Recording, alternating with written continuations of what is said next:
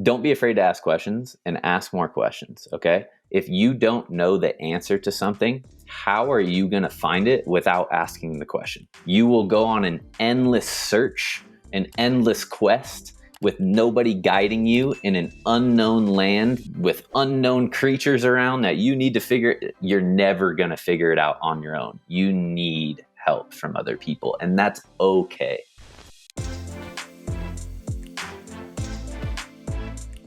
Our guest today is an energetic, personable, and dedicated coach who graduated from St. Mary's College of California, where he played Division I men's soccer and completed his degree in business administration with a health and human performance emphasis. After his professional playing career, he found his passion in coaching and began working with elite athletes and Olympians from around the world at Exos in San Diego. After about a year and a half, he realized his desire to give back to the game that gave him everything, and he landed a position with the historic LA Galaxy in Major League Soccer. His journey continues to grow from there. Welcome to the show, high performance coach Mike Semenza. Thank you, Mike. Appreciate it, man. Thank you for having me on. I'm excited for this. Yeah, me too. We met 7 minutes ago, right? We just started. We pressed record. We barely got to know each other. And I wanted to keep that on the show so people get to really experience that energy. And anyone who's tuning in, thank you for being with us on YouTube, Apple, Spotify, wherever you're tuning into the podcast. Thank you guys for being with us. If you want to connect with Mike, you can do so on Instagram. It's at Mike Semenza. And I got it all clickable in the show notes so you guys don't have to worry about spelling that or trying to find it. It's right there for you. So, Mike, you ready to rock and roll? I'm always ready, baby. Let's do it. I love it, man. So you work with elite athletes, which I think is incredible. Some of them I've had on the show, maybe not your particular clients, but I've had Olympians and elite athletes on the show, and I love picking their brain and talking about, being the best of the best and what it takes to do that. And I'd like to ask you, from your coaching standpoint, what are those intangibles that you feel separate an elite player from a very good player? Wow. Starting tough with me, Mike. Starting tough. That's a really good question. We want to give people that, put the cookies on the first shelf so they can get them right away. We don't want them to go digging for 47 minutes. Let's give them the good stuff right now. It's good. I mean, this is one of the most pertinent questions in the field right now is how do you separate yourself from the rest? And it's really tough to do. There's no easy answer to this, really. If I could kind of... When you're studying these guys, though, Mike, do you just see something like, the Michael Jordan factor, just having that it factor where he's basically toying with people on the court? When you're watching these soccer players, do you see someone that just has this lion fight? Like, what is it that kind of jumps out at you that this guy is different? Absolutely. There's, I think a common factor across all of these guys, Jordan, Mbappe in soccer now, Neymar, Ronaldo, Messi, all these big names.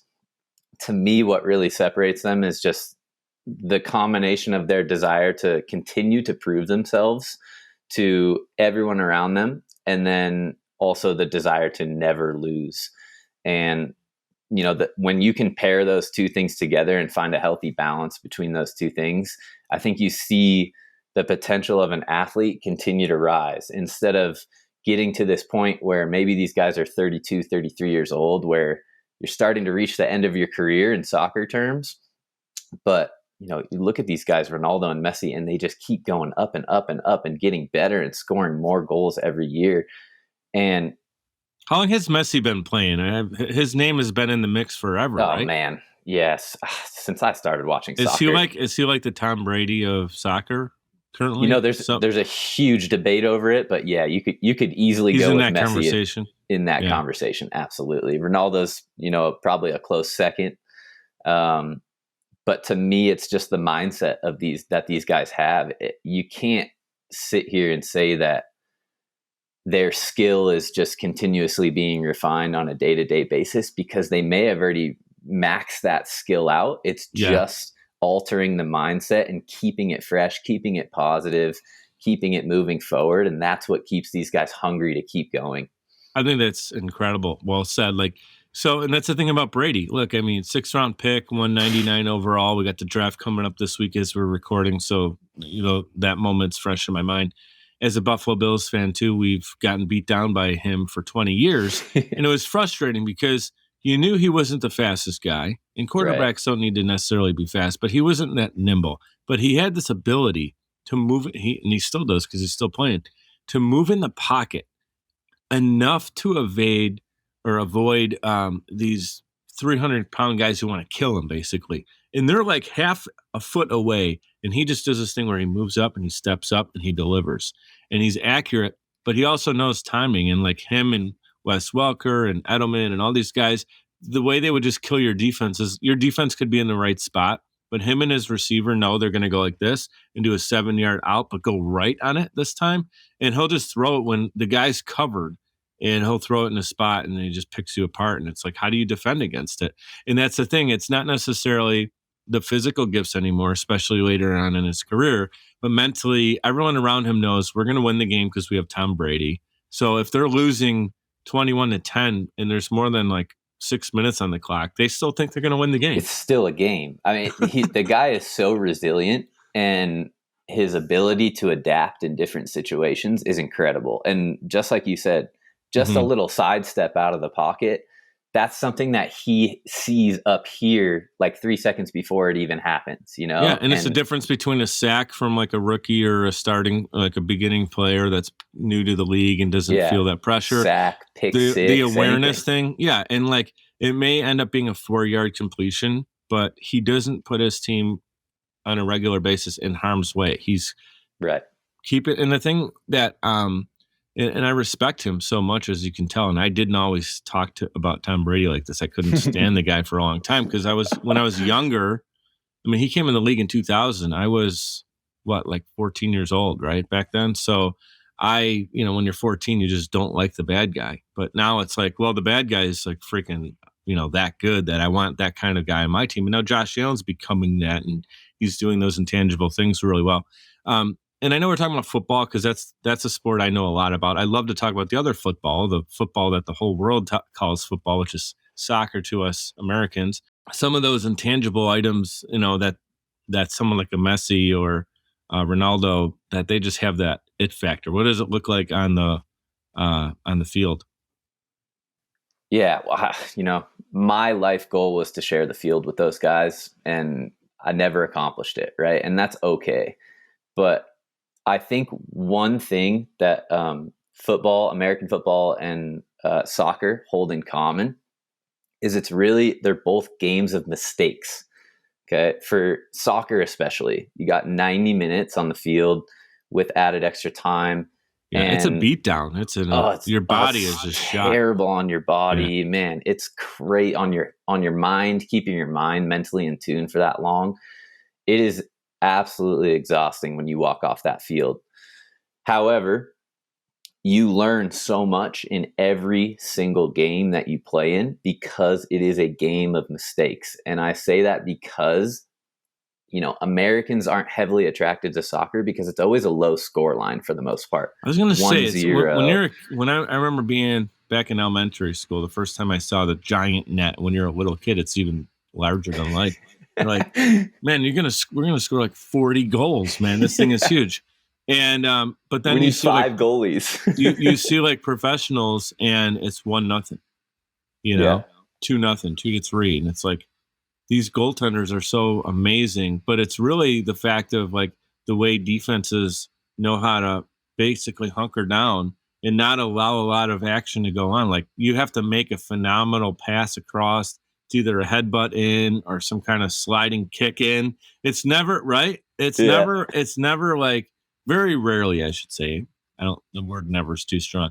Very rarely is it just like in hockey, like a breakaway clean thing. It always feels like there's a lot of chess being played. It's heavily tactical. And that's another thing where when you get to the age of 16, 17, 18 in American soccer, where it's like make or break moment for you, that's really what people are looking for.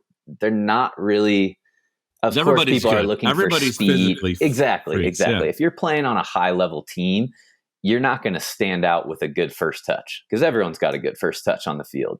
These are the expected things of great players. But soccer's so heavily tactical that they're looking at the kid who's got his head going like this the entire game, checking out what's around him, always in tune with the spaces, the timing. It's so heavily tactical. And when you get to that age, that's what's going to take you to the next level. That's what 16-year-old Messi was able to do when he stepped in and played with Ronaldinho in Barcelona with the first team and scored a goal in his very first match. And man, the guy knew how to take advantage of time and space. And just based off that, he became the world's greatest player in a matter of years. Well, I know you said you didn't get to play at that level, but you were you were a great performer on the field, and you still, you were a physical freak as well, in your own right. And look, you've won, many things in your life on the soccer field, but also, what I think is really cool is we talked about LA Galaxy, and you coached with them for a couple of years, and within those couple of years, you guys won 2 championships. Like, that's no joke. You were part of that squad. Can you talk about that experience and how that's kind of led you into what you're doing today? Absolutely. Yeah. So, I consider myself a very lucky person. And I had a very different route into the professional soccer world than what I imagined as a kid. So, I grew up watching the Galaxy. I'm from SoCal. It used to be an hour and a half drive up with a couple of buddies and my dad and go catch a game. And all of a sudden, after I finished playing college ball and a little bit of professional ball, it was like, gosh, I really don't know what's next, but I really know I don't want to be done with this game yet. And those opportunities for me as a player weren't really falling into place. And so I started to look for different routes. And, as much as I searched it out, I would have never been able to get there by myself. So I really owe a lot of thanks and gratitude to everyone at Exos who has helped me get to that point. But yeah, when I finally stepped in there at the Galaxy, it was a dream come true. Even just putting on the training jersey every day. And getting out to the field and watching the guys train. I would imagine when you walked out from, say, the locker room to the field and had that. For me, it was baseball when I was a kid. Whenever my dad would take me to a game, even if it was AAA, you just walk down that tunnel and you can see the green, and it's just vivid, and you could smell it, you could feel it. Yeah. And now you're actually experiencing that. You experienced it as a player, but now you're experiencing it as a coach, and you're walking through the tunnel of your favorite team that you grew up aspiring to be a part of that organization, and you were. Hey, everybody's story doesn't necessarily, the first initial dream we have as a kid may not be the right one for us, and it's kind of tweaked. And now you're doing, and like if you said, hey, you could be a coach for Galaxy, that's, how amazing is that, right? Yeah, it was absolutely a dream come true. So I was working primarily with the youth kids, ages 15 all the way to 19.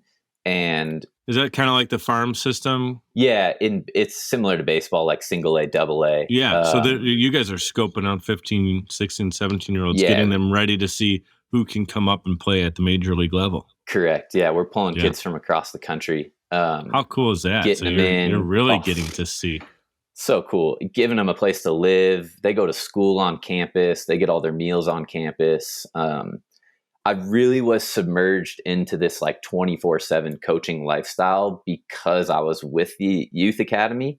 And so we would train in the mornings, they'd go to school, and then they'd train with me again in the afternoons, either on the gym or back out on the field. And, I'm getting up to the stadium at like 6 a.m, getting home at 7 p.m, completely wiped out. But it was the opportunity for me to be around those kids and become more of a coach to those kids, to become not so much a friend, but someone that they could turn to with anything, right? Whether it was a performance thing, whether it was a school thing. And that's what made being at the Galaxy special for me.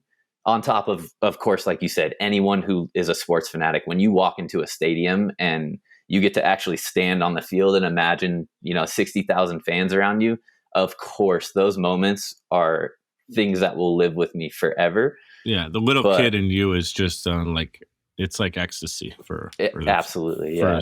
For a sports fan. What really stood out was the connection that I was able to create with all the players, the youth players, the second team players, the first team players, the coaching staff, people that I still keep in touch with to this day. So do you feel like being a player and not too far removed from it is what allowed you to really connect with the kid? We say kids, but 15, 18-year-old, youngsters that are just staring at you almost like a puppy dog, and you're like, I'm going to help you out, kid, Is it because when you played, do you feel you had some great coaches you can lean into, or other way around?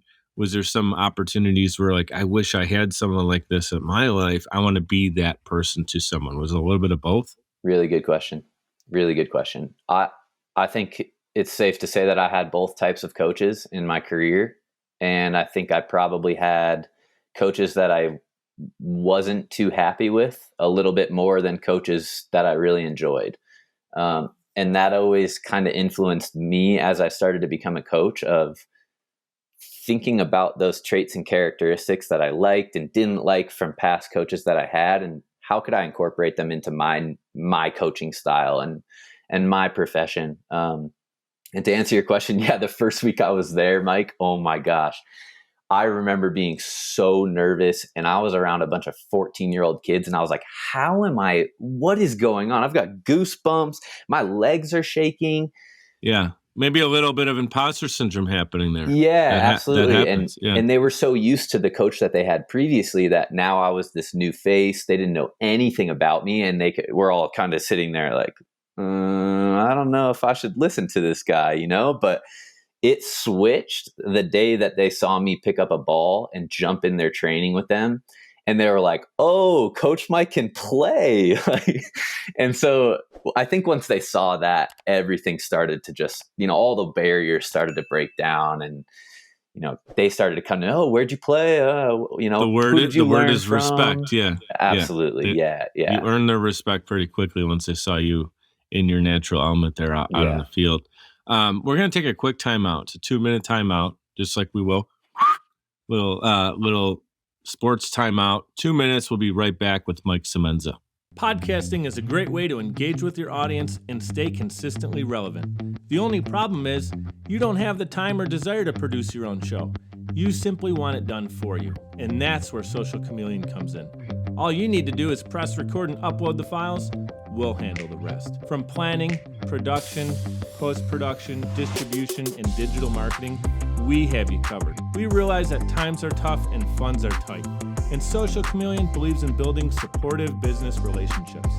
By clicking on the link in this promo, we'll provide you 7 free podcasting tips to get started, as well as a free 30-minute online consultation. This is the perfect opportunity for entrepreneurs, keynote speakers, industry experts, influencers, and anybody who has a personal brand. With Social Chameleon, we help you build a brand that is out of this world. We're ready and waiting, so what are you waiting for? Click on the link to get started today. Hey guys, it's Mike. I'd like to give a proper shout out to Navigator Bookkeeping. Look, for a long time, I ran my business without really understanding the full financial picture.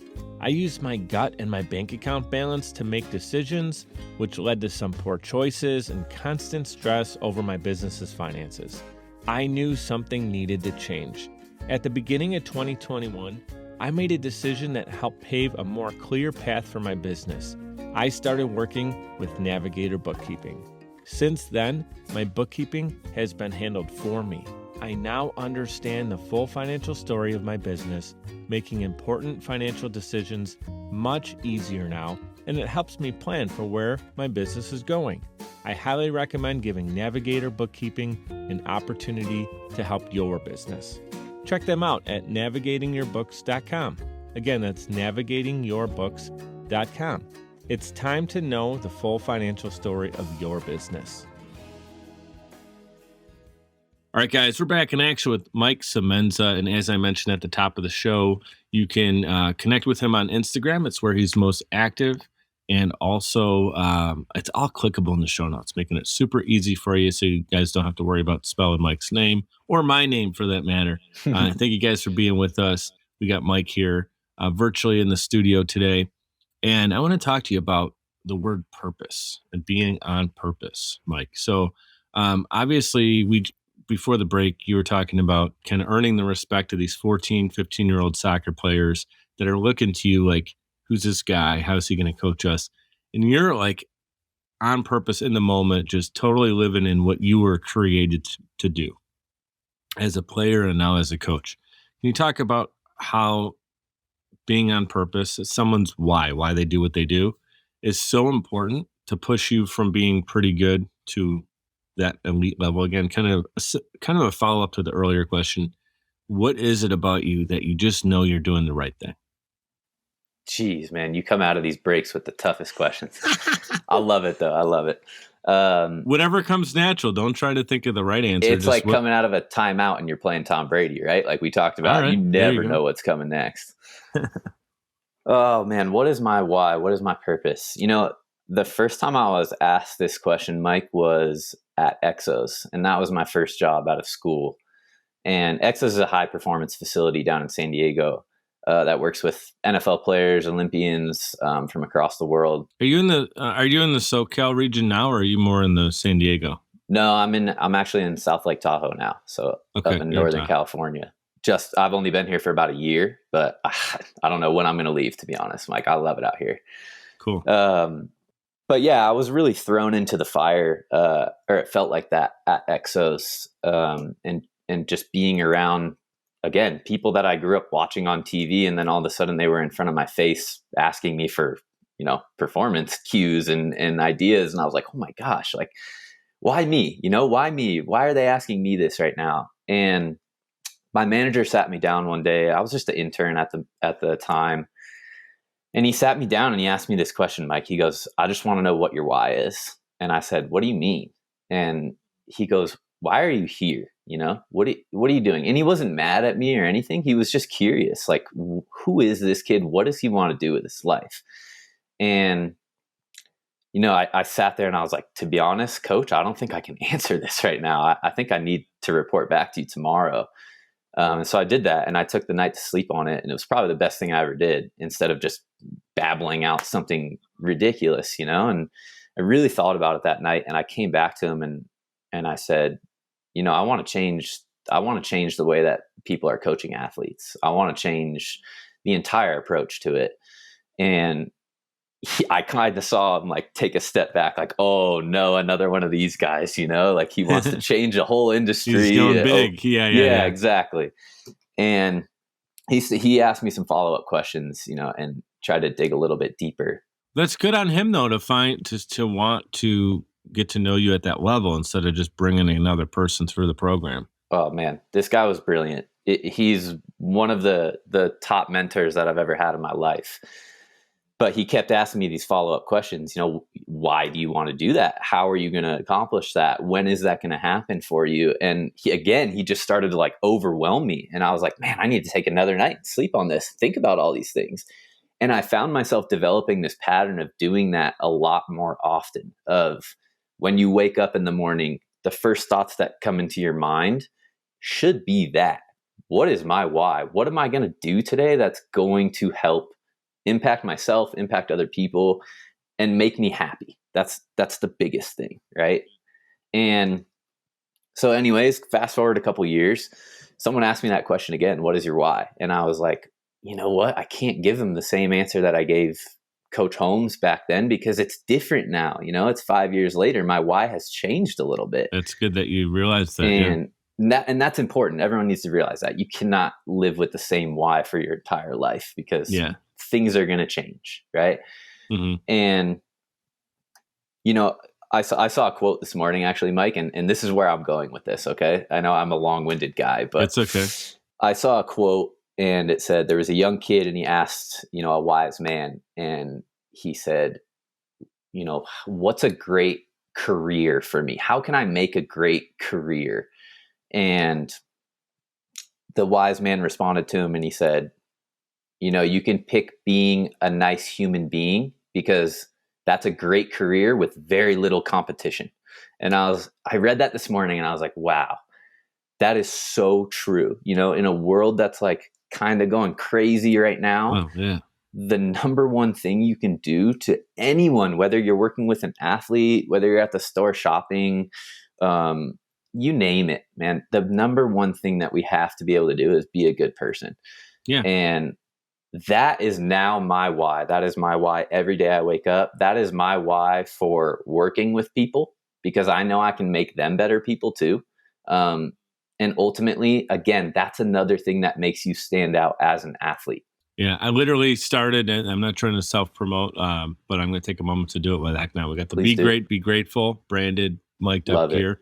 And I also have one that says Be Bold. And then I said, let's make one that says Be Kind, because it's literally like, it might sound like wishy washy or like, whoa, but how many times do you just see people kind of going through the motions, forgetting to just stop and pause, thank you for something.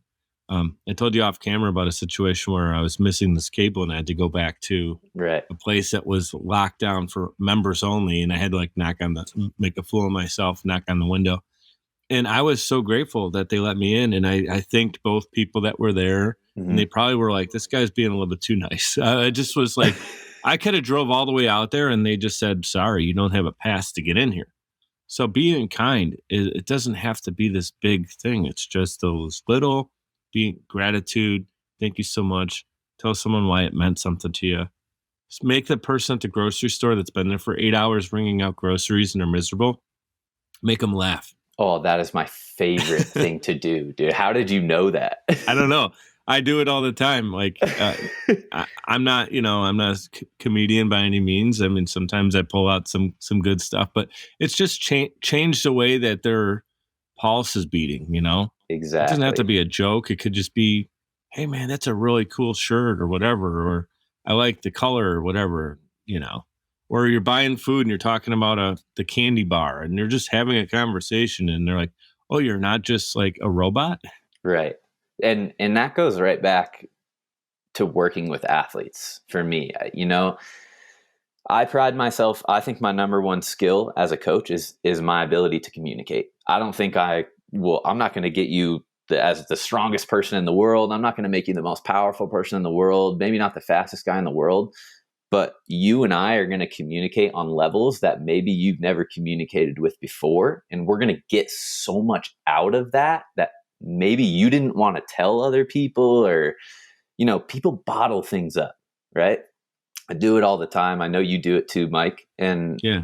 And this was a huge challenge for me in the past 2 years of, the coaching industry took a really tough hit at the start of COVID, where I was going from having like 6 in-person sessions a day to 0, right? And I had to find ways to work around that. How can I still help change my client's life and never see them? That was really tough for me to overcome. But I was just chatting with another coach, a friend of mine this morning, and he was like, man, I can't believe you're doing the online thing. Like, I can't do that. I have to be in person. I gotta be, putting people in the positions that I want them to be. And I was like, dude, totally. I am the exact same way. But at some point, we got to step out of our comfort zones and learn new skills. And for me, it was taking everything online and sitting here and I was literally trying to move people into positions with my hands, but it was on a screen and everything. And I was like, man, I got to be a better communicator. I got to pick up better cues. I need to get more feedback from these people. And that all comes back to the skill of communication. Communication is absolutely key, brother. You can change people's life with that. Like you said, someone's been working 8-hour shift bagging groceries. They're miserable. And all it takes is, a hello, a thank you, a goodbye, something nice. And that person goes home with a different mindset than maybe they would have before. And that is special. A lot of times it's a pay it forward thing too. When someone does something really nice to you, I'll just speak for myself. The thing I immediately want to go and like do something nice for someone else and be like, I just felt this happiness. I want to give that happiness to someone else, or like reciprocate it, whether it's back to that person or onto the next person. And then the other thing is like doing those things without the expectations at all that it'll come back to you or whatever. Like if you're only doing nice things or being nice because you're expecting like, now they're going to get me a gift or they're going to do me a favor later on, then you're actually not being kind at all. You're being deceiving. What's the word for that?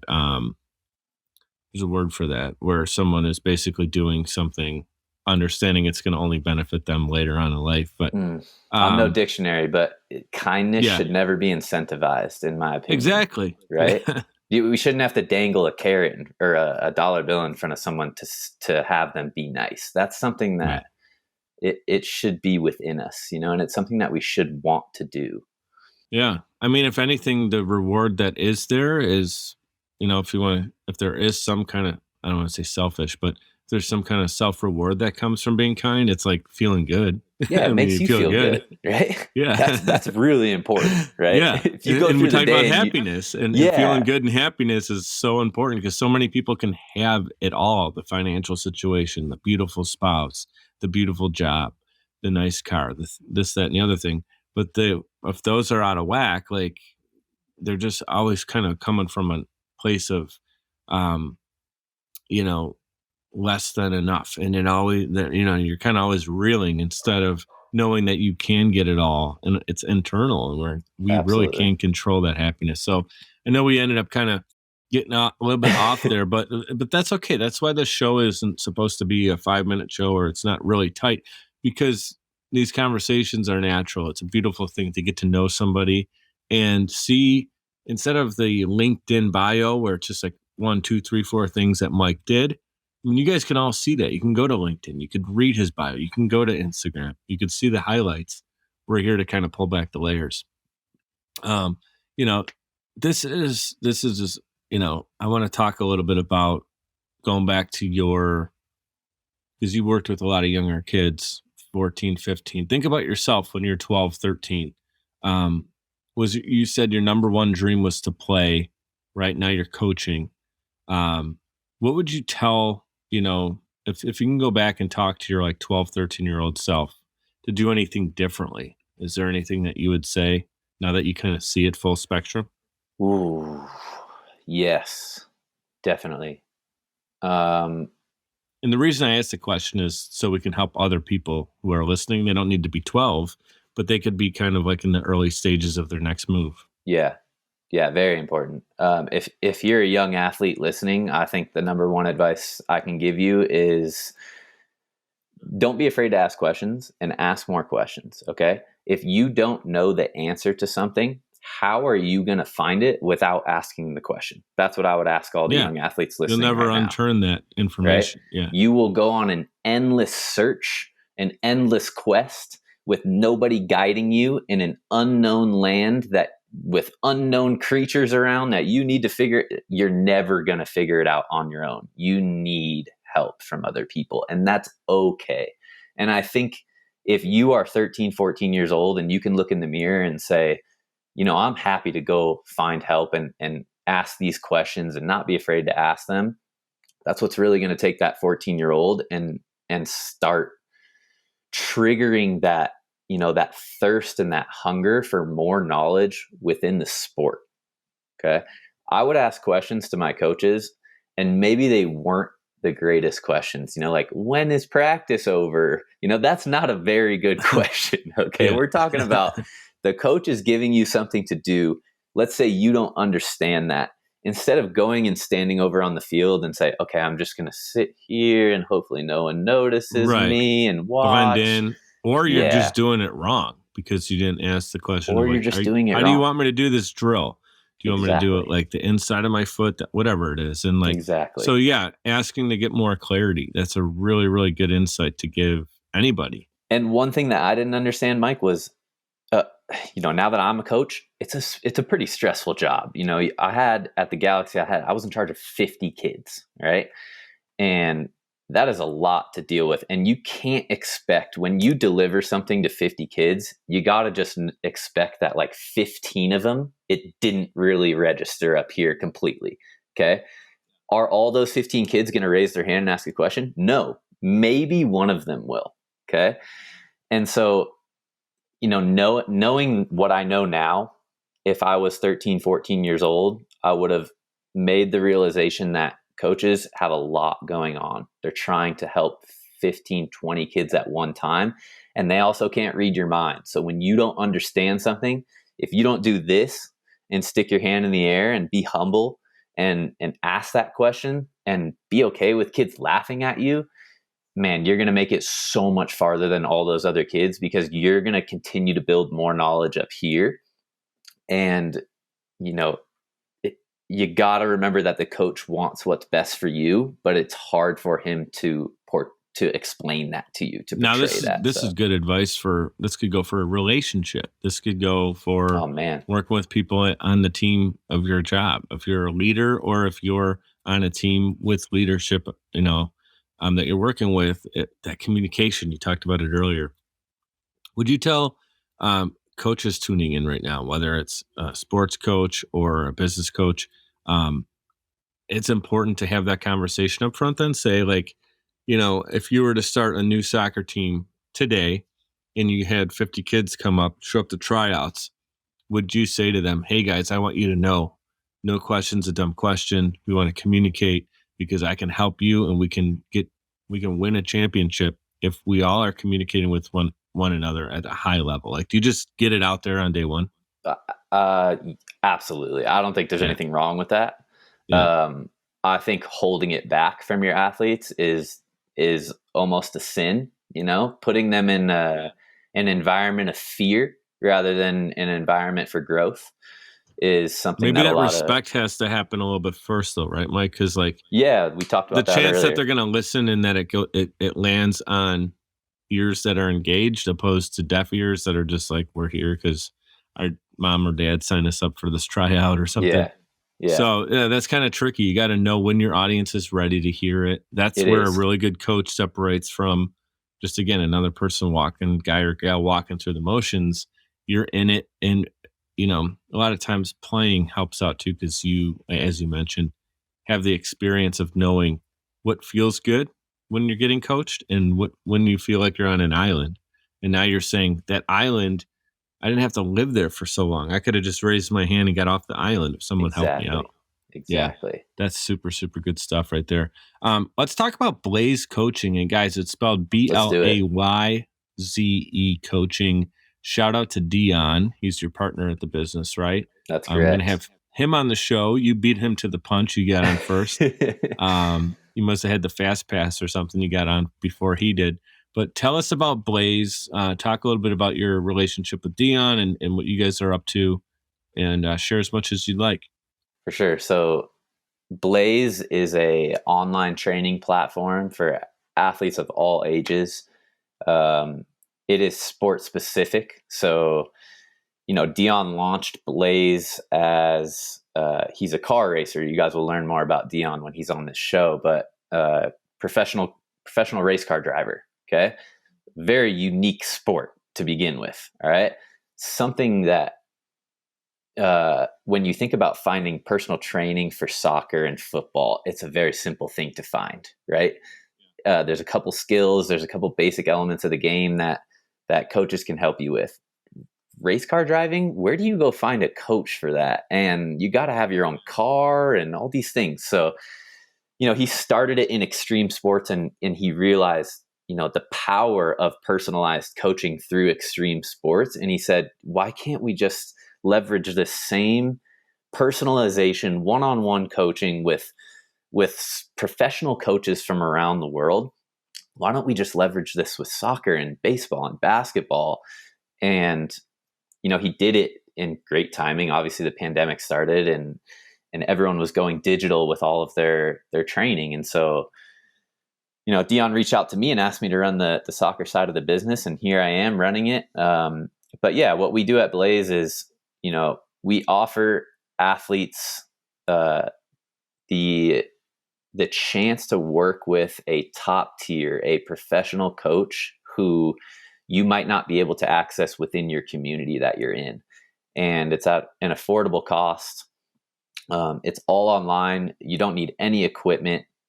It's just creating a relationship with your coach and working with him or her to understand that athlete's specific needs, their specific goals that they want to accomplish, and what can I do as the coach to help them get to that point. So what we do is it's a subscription-based model.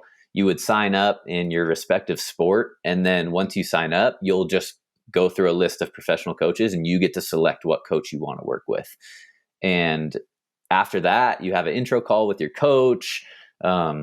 We get your program. Like, I get to know the athlete a little bit better. And then from there, it's really take it and run, which is what I love about it, right? I've got open lines of communication through our app with our athlete, who can reach out to me in a chat 24/7 anytime that they want. We've got things like athletic development planners that I've built custom for all these athletes, of how to lay out your week of training if your game is on a Saturday, or if you've got 2 games on the weekend, or if you want to accomplish this in your game on the weekend. So, it's a really unique service that gives athletes the opportunity to have world-class coaching and not have to go drive 4 hours for it, or even 20 minutes. It doesn't matter. It's just, exactly. It's convenient. It's convenient. Touch of the button, and they can get the coach they want, not the coach that's local to them. I think that happens a lot too. Like I said, I don't even know if there's in our area, my area of Western New York, anybody that's doing like race car driving in the area that's teaching it in a way where I could start. I wouldn't even know where to start if I wanted to. And so here you can dive into the Blayze coaching platform and learn from great qualified coaches all across the globe. And you can connect with them virtually, which is really cool. And it sounds like you have a great program where you continue to add coaches to it, different, baseball, soccer, race car, you name it. And there's just different people that they can choose, which is awesome. So when you're working with someone and you're doing soccer, when you're working with a student, are they also typically in another program, like on a team, and you're kind of like a private coach helping them with parts of their game? So then when they go to actual practice and physically kick a ball around, they're doing it at a different level because of your coaching? Yeah, that's correct. But we don't, we are 100% fine. If you just want to start trying soccer, you don't have a team, Blayze is another good option for you, because it gives you that introduction to the sport and introduction to skill acquisition, the basic principles of the game. But yeah, at the same time, we have no problem going up to the 21-year-old college player who is still struggling to get playing time, and has had a really good career all the way up until now. They're in a college program and they're the young kid again. So that's cool. You're not disqualifying people if they're not on absolutely not on a team. It could be someone that's literally starting. Maybe someone took a year off because they had a family situation. They're looking to get sharp again. They want to work with you. For sure. And cool. I bring in all of our coaches, right? I handpick our coaches. I onboard them, train them up on how they should be delivering these, coaching videos to their athletes, and how to manage the lines of communication with the athletes. And so, it's a really unique opportunity for any kid, to be honest, to just get immediate access to either a current professional player who has a passion for coaching, or a coach who has been in those players' shoes before. That's something that's really special that you don't know if you're getting that from if you go into your local park and talk to the trainer who's sitting there. You'll feel like you hit a home run if you do. You're like, wow, I just actually met somebody who's played on a quality team or a quality program, or comes from, you know what I mean? Absolutely. But here you're going, and that's like, everybody's like that. Everybody you talk to is that level, because it's vetted. It's vetted, and it's qualified people coming on the program that you and Dion wouldn't let come on the program if they weren't qualified. So that's awesome, man. What's the website for that? It is Blayze.io. Okay, so BLAYZE.io. You can go on there, check it out. I mean, it's really cool what Dion's done. He started this, like I said, in car racing. He went to kite surfing, wakeboarding, like all these crazy extreme sports.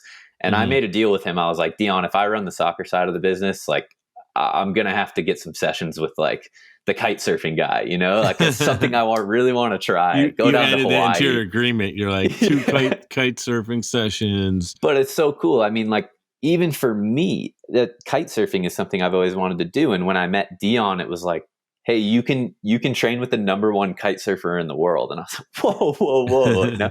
Something I just want to try. But yeah, Yeah, super it's a cool, very man. unique chance to get paired up with just experts in Yeah. the field and who can relate to anyone, like we said, an 8-year-old or an 80-year-old who still loves sports. I love that. Something I want to talk about. We have a few more minutes. I love to hear this because you've played soccer at a high level. You've coached at a high level with the pros. When you think back, you reflect on it. What is the top moment that comes back to you?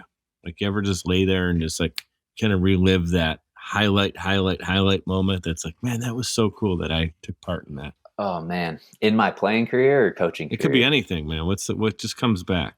Or you could do one of each, playing Gosh, and then there's coaching. so many, Mike. There's so Yeah. many. I'm like, I lay awake at night a lot thinking about. You can almost smell the grass, right? That whole situation where you feel like you're there again, don't you? Yeah, there's Yeah. there's certain moments. People always say you remember the hard losses more than the wins, right? And so I've always been very critical of myself as a player. And there is a specific touch in my head from college that I had a really bad first touch. It was the last minute of the game. I turned it over and the other team went down and scored and we lost and we missed out on the conference playoffs because of it. And it was my senior year. I was absolutely crushed from it. Right. Yeah. And that Was it just a mental blip where you just kind of lost that feel for half a second and that's all it took? it was just maybe like a moment of excitement. You're waiting for the final whistle. When is it coming? The ball spits out to you and you got an easy job of just holding it up. And man, it just, the touch got away from me and they went down and they got a PK right after that. They scored and knocked me out. And that was the end of my college career. And we didn't make the tournament. And so that's something that for the longest time, I would lay awake in bed. Like, oh my God, had I just, taken a good first touch that one time. And I think that the day I forgot about that was when I was at the Galaxy and I watched it happen to another kid, right? The same exact thing that happened to me, where the kid, all he had to do was bring the ball to the corner. He tried something silly. He lost the ball. We got scored on. We lost the game. Okay. Yeah. Everyone's gutted. Pretty similar. Yeah. We should have won the game. And I was sitting there on the bench, like dead quiet. Like, I've been here before, this has happened to me before. And I watched the kid walk off the field and nobody talked to him. Kid went over and put his head in his hands, was crying. And I knew, I was like, I gotta be the guy. I gotta be the guy. This is a sign from God right now. Exactly. And I went over there and I sat on the bench with the kid for probably, I don't know, like an hour and just waited for him to just calm himself down. And once he did, he and I sat there and I literally replayed this moment for him in my head and just talked him through it. And I was like, look, man, that was the last time I touched the ball. Like, you still have a 20-year career ahead of you. And the next game you play in, you're going to forget about this moment, right? Mine was my very last game in college, and that's how my career ended. And so just by me having that conversation with him, I could see him start to come back to life. And of course, I watched the kid in the next games just absolutely crush it and go on to do amazing things, playing in overseas right now, signed a contract at 18 years old. Yeah. We never know what we talked about purpose, but like the fact that that moment happened and now you can say, and I say this a lot on the show and I'll continue to say, because it's so important. Things happen for you, not to you. And at the moment when you were young and that happened and you're a senior in high school and you're like, this is it, my playing, or was it college? Senior it was college. Yeah. It's like, this is it, man. Like, I want to come out here and correct it, but it was the last game. So you didn't even have the opportunity. Yeah. It's devastating. But then as you reflected on it later, you realize this moment helped me so I can be a better coach now. Wow. I didn't realize that I could become a better coach because of that adverse situation. So weird. I had chills over my body. Like, at the moment the other team scored and I watched that kid just fall to the ground, I was like, that's me. There I was like 3 years ago, but it was a really cool opportunity to be able to watch that kid bounce back from that, the same way I had to do mentally and physically to push myself out of just sitting in that rut of like, oh my God, that's how my career ended. But you're right. It happened for a reason. What about the 2 championships with the Galaxy? They had to be right? Really special. Really Yeah, special. I mean, which although one? What was the first one? Probably a little sweeter because it was the first, or did the second one feel even greater? Because it's like, man, it's hard to repeat. You did 2 years in a row, right? Yeah. So Yeah. those were really, really special for me. And I think for multiple reasons. And one of them was not only, of course, when you get to see the kids that you work with on a daily basis finally reach that culmination of everything that you worked for in the whole season, that is very special, right? And but there's so much that happened in the process that you forget about along the way, right? And so one of them that really stood out for me was a kid. When I first got to the Galaxy, there was a kid there who was on crutches and he wasn't playing, and he had a completely blown out knee. He did his ACL like 2 times or something. Oof. Didn't know if he was ever going to play soccer again. Yeah. And that was my first athlete that was thrown into my hands of like, get this kid better, right? We'll give him the mic. We'll see what he can do with it. Yeah. And I was scared. I was like, oh my God, I don't know that I'm qualified to do this.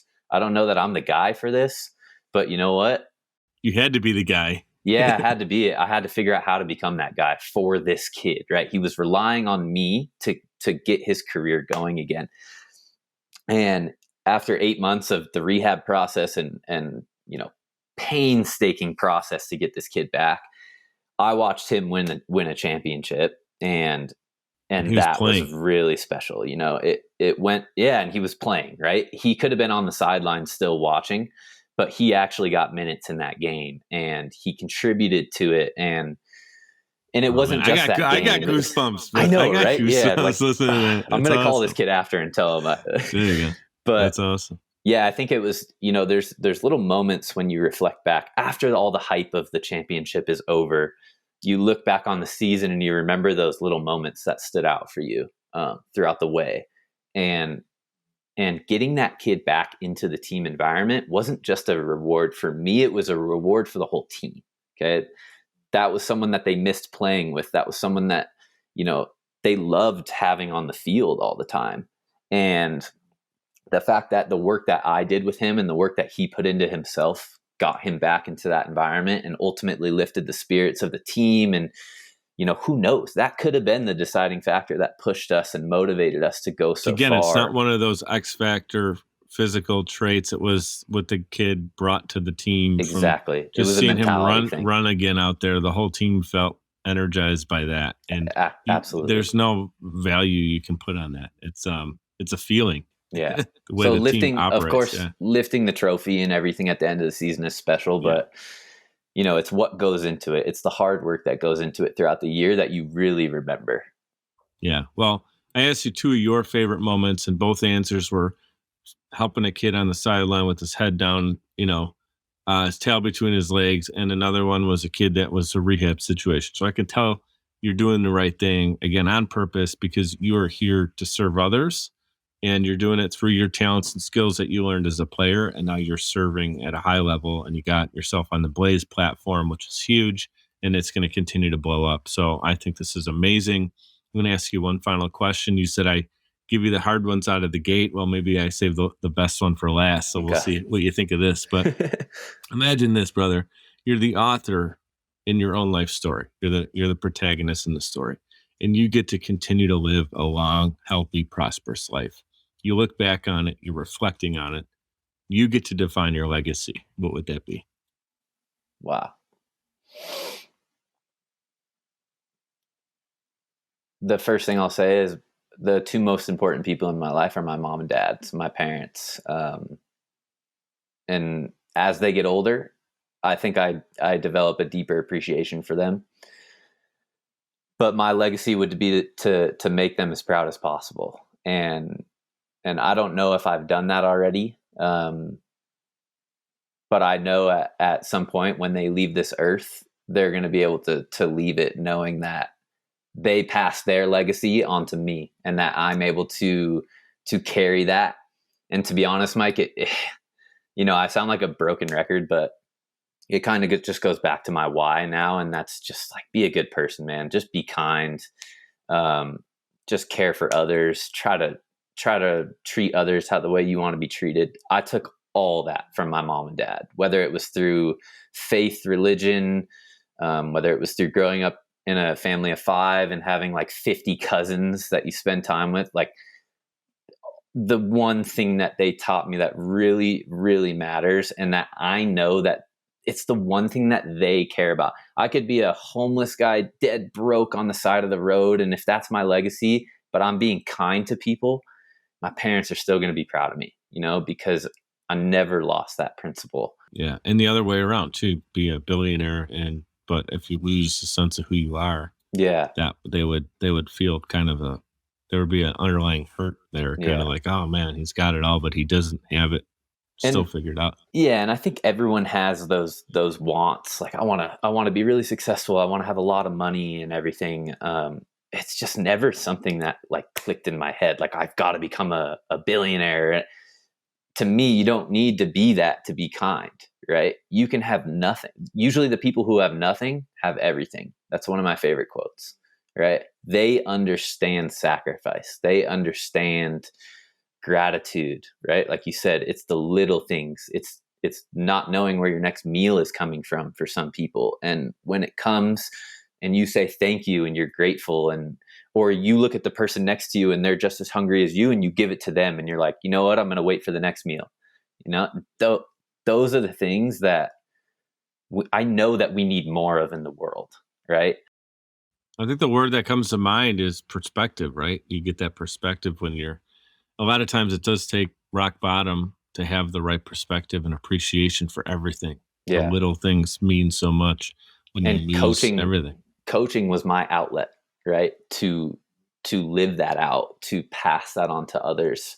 I took a desk job after college, right? And I was sitting there by myself on my computer all day. And I was like, man, I know I'm supposed to be helping others, and this is not how I'm most effective at doing it. And so, yeah, I think, coaching gave me that outlet to really, really portray to athletes that being a good person will get you so much farther than being a great player, right? Take it from me. I thought I was a great player. I wasn't that great of a player, but I was a freaking great person for the most part. As far as I can remember, I've had my moments, my ups and downs, right? Like everyone else, but maybe get pulled down for a moment. Yeah, exactly. But having a smile on your face, greeting everyone, shaking people's hands, all these things as a player will get you noticed, and it will take you places. And you don't have to be the best player on the field. You be the nicest person that you can be every single day, respectful, grateful. And that's going to take you a million times farther in life than any sport and any skill that you learn in any sport. So that's my legacy. Mic drop moment. Mike, he saved the best for last right there, man. So good, dude. I could talk to you all day because I feel like we got a lot of things in common. Even though I played some sports, I played tennis, played baseball up until like 13, and then I ended up really enjoying tennis after that, and played through my like high school, a little bit in college, but not I didn't play in the team or anything. I played in high school on the team and really enjoyed it. I love tennis because it's like mano-a-mano, the one-on-one. Me too. And something that is similar to what you're talking about with soccer is that it's really it's a game of errors and mistakes, and forcing the opponent to make one more or two more mistakes than you do, because it's such a close game. Yep. And a lot of times in tennis, it's that same way. It's like, you're up by like one set, or you're up by, it's 40-30, right? And it just comes down to, you make a mistake, it's deuce. And you kind of like feel that, oh, we got to do this all over again. I just love that. And I really appreciate everything you said. I'm your first audience member today, and I'm going to take a lot of the things and reflect on it and apply it. And it's going to start with remembering the simplicity of being kind. It doesn't take money. It doesn't take a gift. It doesn't take a calculated, I'm going to go and do this right now. It's just living in the moment, being kind to those around us, and having that be a big part of your legacy. Is that like more people who spent time with Mike Semenza are happier. They felt the love and kindness, the gratitude, and you also are an incredible coach. You add that onto it. It's not like incredible coach, but the guy had a bad attitude, and you know what I mean? So I can tell you this. I don't know your parents, but I guarantee that they are extremely proud of you. And if they're not, it just means that they're not tuned into what you're doing. Nah, I know that they are. I know that they are. Yeah. They may not say it, but that's the whole point. They shouldn't really have to say it to you. You should just know by what you're doing, right? Yeah, exactly. This is so good. Hey, you got a friend here. Anytime, man, you pick up that phone, give me a shout. We can continue the conversation. Thank you for being here with brother. the Mike DiCioccio universe. You got 2 things to do the rest of today. Be great and be grateful. Cheers. Cheers, brother. Appreciate you having me on. I'd like to give a huge shout out to everyone for tuning in, especially those who listen all the way to the end to hear this message. Seriously, I appreciate you, and my guests do as well. Giving a quick reminder to subscribe to this show. It's completely free and will allow you to receive notifications when new episodes are released. If you'd like to provide a tip as a gift, you can do so via patreon.com/mikedup. It's spelled MIKED up. Patreon.com/mikedup. You can give as little as $1 per month or as much as you'd like. Every dollar is greatly appreciated and completely unexpected. Appreciate your reviews and your messages coming in on social as well. Keep them coming. Your feedback is valuable and absolutely means the world to me. You can check out more episodes and content at mikeduppodcast.com. We're powered by Social Chameleon. You can also follow me on Instagram. That's where I'm the most active, and it's at Mike DiCioccio, MikeDiCioccio. Thank you so much for your continued support. You guys know what to do. Be great and be grateful.